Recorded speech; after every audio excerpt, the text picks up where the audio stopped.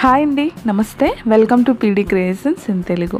ఈరోజు రెసిపీ వచ్చేసి vanilla ice cream. చాలా టేస్టీగా అలానే చాలా తక్కువ ఇంగ్రీడియంట్స్తో చాలా ఈజీగా ప్రిపేర్ చేసుకోవచ్చండి. ఈ వెనీలా ఐస్ క్రీమ్ని ఎలా ప్రిపేర్ చేసుకోవాలో చూసే ముందర ఫస్ట్ టైం మా ఛానల్ని చూస్తున్న వారు మా ఛానల్ని సబ్స్క్రైబ్ చేసుకోండి. అలానే కొత్త వీడియోస్ కోసం పక్కనే ఉన్న బెల్ ఐకాన్ని క్లిక్ చేయండి. ఈ వెనీలా ఐస్ క్రీమ్ ఎలా ప్రిపేర్ చేసుకోవాలో చూసేద్దాం. ముందుగా స్టవ్ వెలిగించి స్టవ్ పైన ఒక ప్యాన్ పెట్టుకొని అందులో 1/2 లీటర్ వరకు మిల్క్ని తీసుకోండి. రెగ్యులర్గా యూస్ చేసే మిల్క్ అయినా పర్వాలేదు, అలానే ఫుల్ ఫ్యాట్ మిల్క్ అయినా పర్వాలేదండి. వీటిని బాగా మరిగించుకోవాలి. ఇలా పాలు అనేవి రోలింగ్ బాయిలింగ్ అయ్యేటప్పుడు ఇందులో 1 కప్ వరకు మిల్క్ పౌడర్ని యాడ్ చేసుకోవాలి. ఈ మిల్క్ పౌడర్ అనేది 200 గ్రామ్స్ పడుతుందండి. మనం తీసుకునే 1/2 లీటర్ పాలకి 200 గ్రామ్స్ మిల్క్ పౌడర్ని యాడ్ చేసుకొని మంటని సిమ్లోనే పెట్టుకొని ఉండలేవి కట్టకుండా బాగా కలుపుకోవాలి. ఇలా కలుపుకున్న తర్వాత ఇందులో 150 గ్రామ్స్ వరకు పంచదారని యాడ్ చేసుకోండి. స్వీట్నెస్ అనేది మీ టేస్ట్కి తగ్గట్టుగా యాడ్ చేసుకోవచ్చండి. సరిపోదు అనిపిస్తే ఇంకొద్దిగా యాడ్ చేసుకోవచ్చు. ఇలా యాడ్ చేసుకున్న తర్వాత షుగర్ని బాగా ఈ పాలల్లో మెల్ట్ అవ్వనివ్వాలి. ఇది మెల్ట్ అయ్యేలోపు మనం ఇంకొక బౌల్ తీసుకొని అందులో 2 టేబుల్ స్పూన్ వరకు కార్న్ఫ్లోర్ని యాడ్ చేసుకోవాలి. ఇందులో 2 టేబుల్ స్పూన్ వరకు పాలను యాడ్ చేసుకుంటూ ఉండలేమీ లేకుండా కలుపుకోవాలి. ఇలా కలుపుకున్న తర్వాత రోలింగ్ బాయిలింగ్ అయ్యే పాలల్లో ఈ కార్న్ఫ్లోర్ని యాడ్ చేసేసుకోవాలి.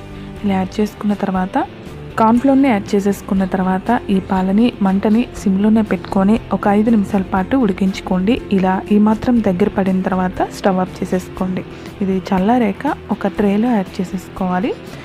ట్రేలో యాడ్ చేసుకున్న తర్వాత మూత పెట్టేసి ఒక 2 అవర్స్ పాటు ఫ్రిడ్జ్లో పెట్టేసుకోవాలండి.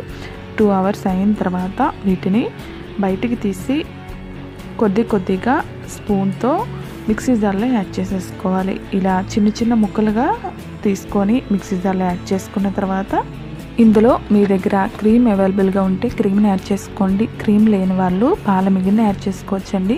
నేనైతే పాల మిగిలిన యాడ్ చేసేసుకుంటున్నాను. పాలని బాగా మరిగించుకున్న తర్వాత పాల పైన మేగడ వస్తుంది కదా, దాన్ని ఇలా ఒక స్పూన్తో తీసుకొని వేసుకోండి. అది కూడా ఫ్రెష్గా ఉండేటట్టు చూసుకోండి. ఇలా ఫ్రెష్ మేగడని యాడ్ చేసుకొని గ్రైండ్ చేసుకోవాలి. వీడియోలో చూపిస్తున్న విధంగా ఇలా క్రీమీ స్ట్రక్చర్ వచ్చేంత వరకు గ్రైండ్ చేసుకోండి. ఇలా గ్రైండ్ చేసుకుంటేనే క్రీమీగా అలానే చాలా టేస్టీగా మనకి ఐస్ క్రీమ్ ఎంత స్మూత్గా ఉంటుందో అంత స్మూత్గా ఉంటుందండి. ఇలా గ్రైండ్ చేసుకున్న తర్వాత వీటిని మరలా అదే ట్రైలోకి వేసేసుకొని మూత పెట్టేసి ఒక 8 అవర్స్ లేదా ఓవర్ నైట్ పాటు ఫ్రిడ్జ్లో పెట్టేసుకోండి. 8 అవర్స్ అయిన తర్వాత ఐస్ క్రీమ్ని తీసుకొని సర్వ్ చేసేసుకోవడమేనండి. అంతేనండి, చాలా టేస్టీగా అలానే ఇంట్లో చాలా తక్కువ టైంలో మనం వెనీలా ఐస్ క్రీమ్ని ప్రిపేర్ చేసుకోవచ్చు. పిల్లలకి ఇంట్లోనే చేసి పెడితే చాలా బాగుంటుంది కదా.